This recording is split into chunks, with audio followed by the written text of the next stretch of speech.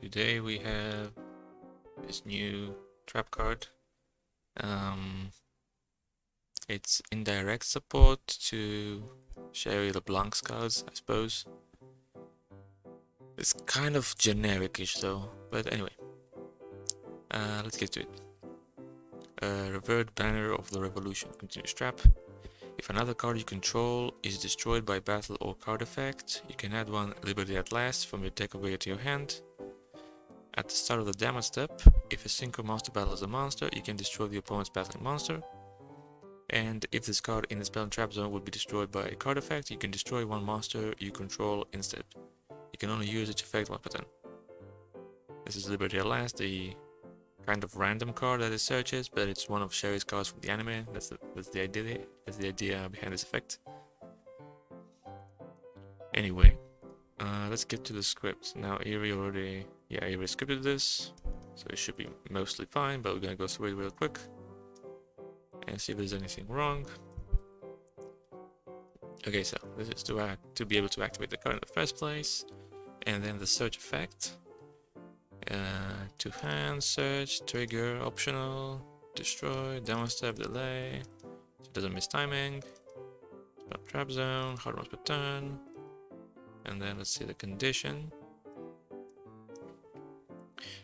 Another card you control is destroyed by battle or card effect, so based on battle or based on effect, previous location on the field, previous controller needs to be this play that uses this effect. And then target function should check if there's something to search in the deck or graveyard. This must be the code of this card. Yep, that's it. These are blue hands. Okay, and then top, it does the standard searching stuff, Neko Valley filter. I'm just gonna add the relation line. This one, since it's a continuous trap. Okay, so the search effect should be good to go.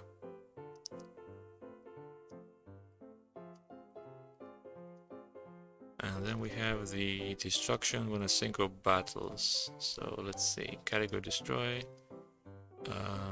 F. If a synchro, you can destroy, so it's optional, not. F here is for forced, so for mandatory effects. This is an optional effect, so it needs to be trigger O. Battle start is the start of the damage step timing. Location zone, hard ones per turn. And then let's see the condition for this. So to C is the attacker, BC is the attack target. There needs to be an attack target, because if a synchro battles a monster, so it cannot be a direct attack. Okay, if TC is controlled by the opponent, then it flips them. And then it checks that TC is a synchro or BC is a synchro. Puts it as a label object.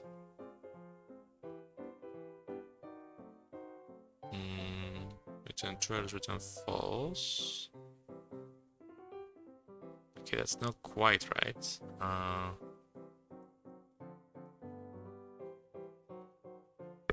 But let's see. So after this swap, if TC is controlled by the opponent, then TC will become BC. So TC is always going to be your card, and BC is always going to be the opponent's card.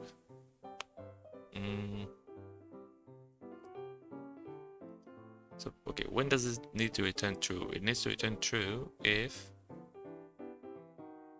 one of the two monsters is a synchro monster and the battle involves an opponent's monster, because it says you can destroy the opponent's battling monster. So basically, let me put some space here. If TC is controller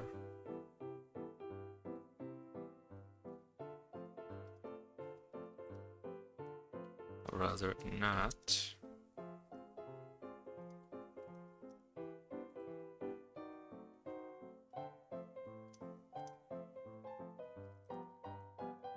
so false.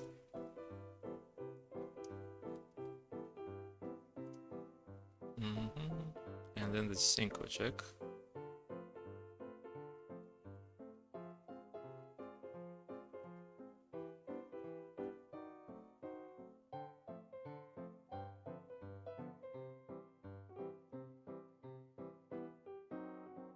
So yeah, this is basically if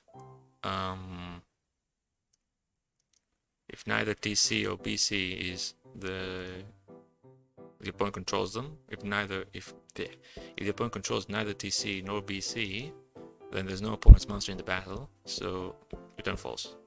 And then we need to check the synchro stuff. So it needs to be a face-up synchro. It's another detail.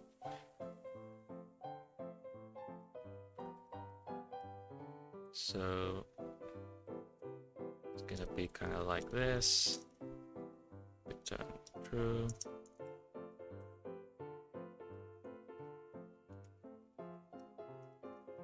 Return false. So this is gonna be BC is face up and BC is type synchro, or the same but for TC.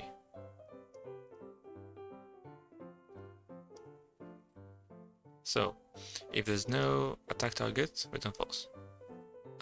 If neither the attacker nor the attack target is controlled by the opponent, return false. If the attacker is face up and it's a synchro, or the attack target is face up and it's a synchro, then return true. Otherwise, return false. That's pretty much it.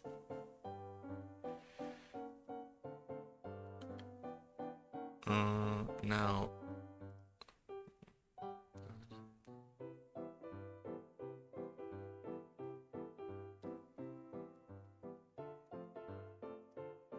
Now we want to destroy the opponent's monster. So how are we gonna do this? He wants to put in the operation info 2, which makes sense.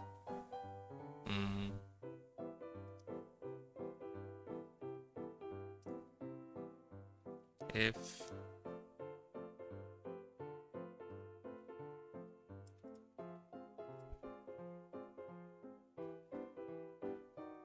okay, the swap from earlier actually made sense. It's gonna be useful. So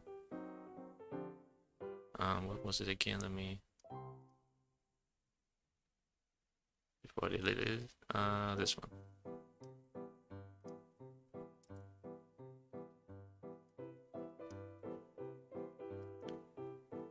So if the opponent has TC, then flip it. So TC is your card and BC is the opponent's card.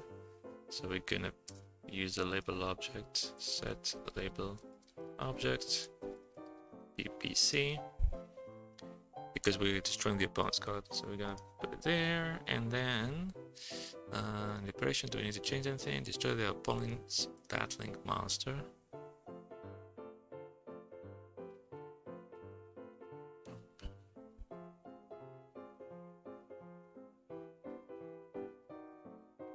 I should have a, oh yeah, it's ready to battle, destroy, okay, yeah, seems fine now, okay. Just need this again, or rather, maybe it's not needed, but it doesn't hurt to have it. And lastly, it's the destruction replace. So if this card will be destroyed in the spell trap zone by a card effect, you can destroy one monster you control instead.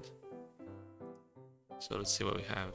Continuous type field, destroy place, yes zone, hard once per turn. And let's look at the functions.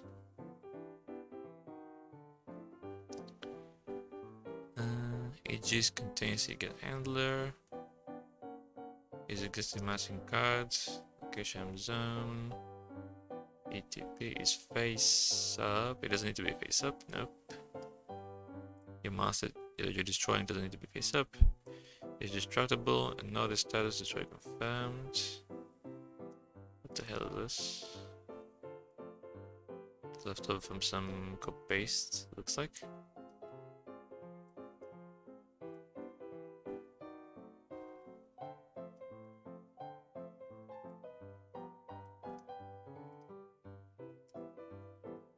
Okay.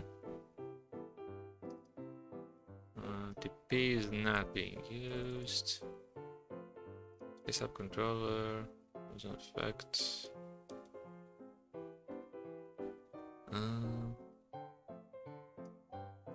Is this really not being used anywhere?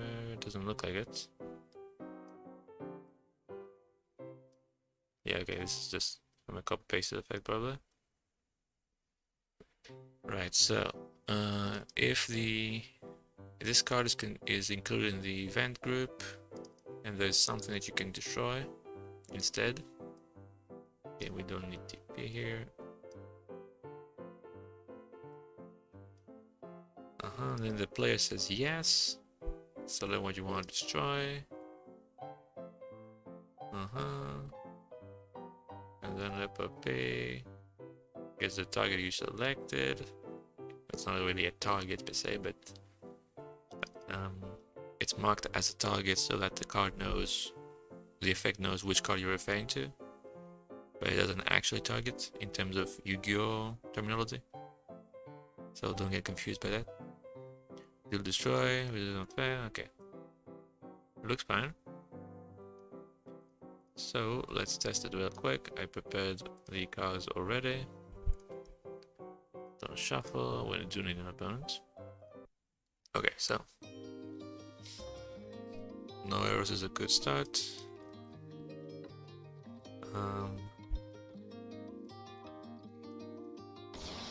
Let's check destruction by effects first. So black hole.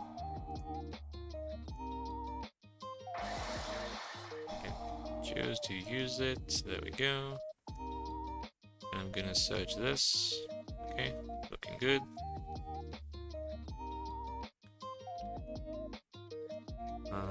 Then I could try the last effect as well. So set this. I'm gonna try and steal this. Yes. Oop. Okay.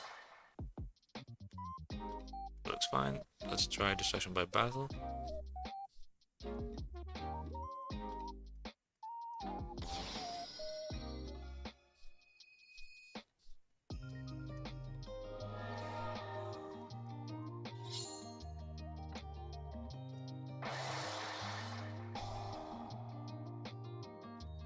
Okay, there we go.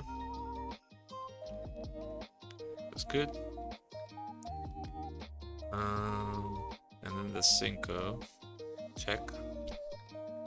The Cinco effect rather. So special summon this. Summon this. Cinco Librarian.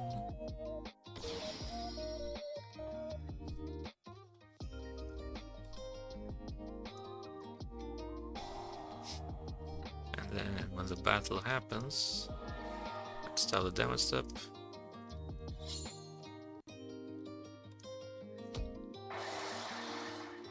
Oh, I see I made a typo.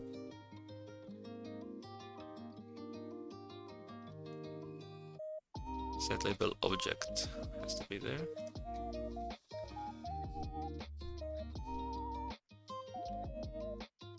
It did go down the correct if path, so it was gonna return true, so it was probably fine, but let's check it out. Let's make sure. Summon back.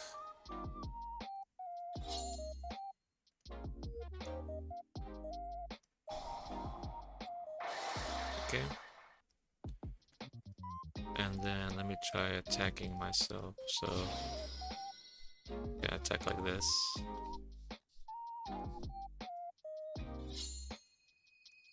I can make a trigger and destroy this.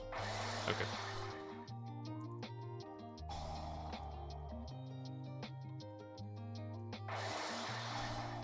Okay, and the protection from the last effect triggers the search. Okay. Everything appears to be just fine. Take a quick look. Set to hand confirm.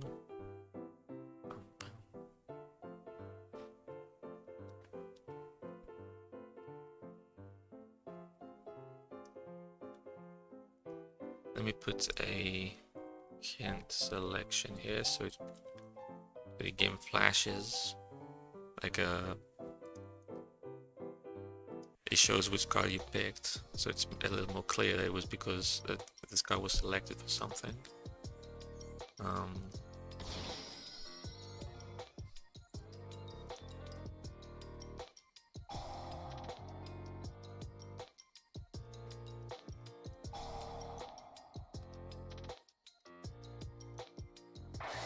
Yeah, that one. The little outline flashing. Okay. So I think we're good. We're good to go. Go Valley Filter, the grave. So that stuff's fine. Okay, so we're good.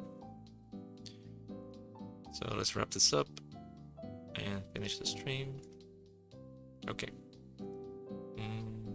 16 minutes. That's fine. Alright, so thanks for watching. I'm gonna go upload the card right now. It's probably gonna be up in the game within the next 5 minutes. If you're watching live on Twitch, that is. If you're watching on YouTube, the card is already in the game. You can go try it out right now if you want to. It's not a terrible card, but it's unsearchable. I mean, it's like Sea Stealth Attack.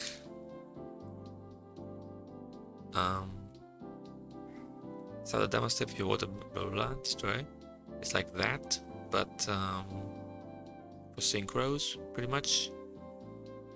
But Sea Stealth has the advantage of being able to, you can set it from your deck with Citadel Whale, whereas this is completely, like, it's pretty much unsearchable and stuff, so yeah.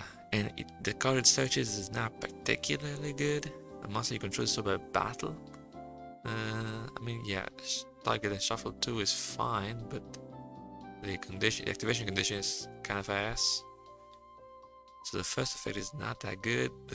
The second effect is fine. The Sea Stealth Attack effect is good. And the last effect is okay if you can trigger your own stuff from the destruction. Like you have something that triggers when it's destroyed by effect, which the Flare cards, like Sherry's cards, have that a lot. Like